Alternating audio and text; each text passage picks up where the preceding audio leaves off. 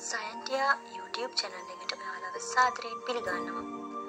මේ කාලේ කොරෝනා කාලේ නිසා මම හිතුවා ප්‍රතිශක්තිකරණ පද්ධතිය වර්ධනය කරන්නට ගත යුතු ආහාර කිහිපයක් ඔබ වෙත ගෙන එන්නට. ඔබත් කෘත්‍රිම රසකාරක වලට ඇබ්බැහි වෙච්ච කෙනෙක්ද? එහෙනම් අපේ මේ වීඩියෝ එක බලලා මේ වීඩියෝව තුළින් ඔයාලට ගන්න පුළුවන් දේවල් ගන්න. අපේ දේශීය කුළුබඩු ආහාරයට වැඩියෙන් එකතු කරගන්න. විශේෂයෙන්ම මේ කාලේ අපේ කුළුබඩු විශේෂ බෙහෙවින් ඒ කියන්නේ වැඩිපුර එකතු කරගන්න ඕන නම් අපේ ආහාර වේලට වෛරස් ආසාදන වලට ඔරොත්තු දෙන්නට හැකියාවක් අපේ ශරීරයේ ගොඩනැගෙන බවට අනාවරණය කරගෙන තියෙනවා.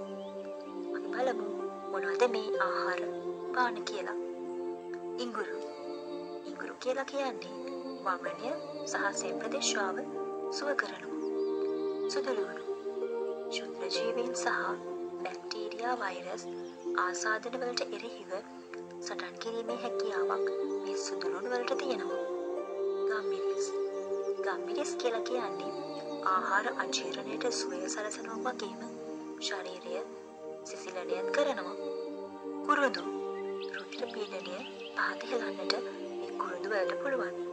කරාඹු නැටි ශුද්ධ ජීවීන් බැක්ටීරියා වලට එරෙහිව සටන් කිරීමේ හැකියාවක් කරාඹු නැටි වලට තියෙනවා. කහ පිළිකා නැසීමේ හැකියාවක් තියෙනවා. සිරුරේ විෂ රසායනිකයන් ඉවත් කරන්නට උණුහල් වලට හැකියාවක් තියෙනවා. මිංචිකොළ වලින් අපේ එක්කාව සුව කරනවා වගේම අපේ ආමාශය ආම්ලිකතාවයත් පාලනය කරනවා.